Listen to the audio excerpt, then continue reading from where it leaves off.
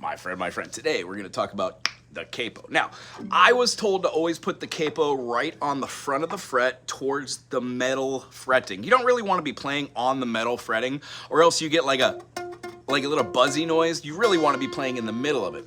Today's explanation for the capo isn't really on how to put it. I really wouldn't put it at an angle because it changes the intonation ever so slightly. I would talk about this today for this capo video. When we name the chords now, we can either name them as the chord we know them as, based off of the root chord, or we can name them as the actual name of having that triad. What do I mean by this? Well, let's take this capo off. When we play something like a C major, we exhibit that we know how to play a C, E, and a G.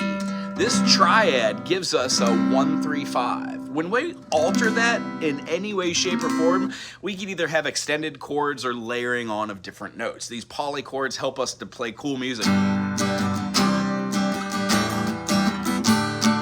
So when we're trying to do that same concept up, it only changes the way that the ear hears it, or frankly, how the wavelengths vibrate. They're no longer doing the same bandwidth.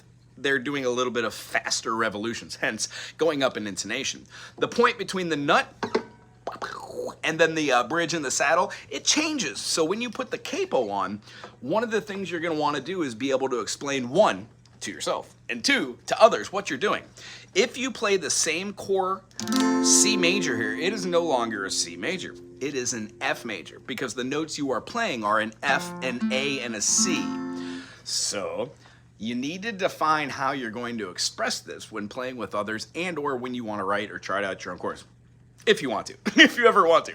And remember, this is only one person's opinion, but after playing with thousands of people, this is just the easiest way to do it. So if you have a capo on the 5th fret, you can explain your song as being a G major, A minor, C major, and then a G. This is a 1-2-4-1 progression.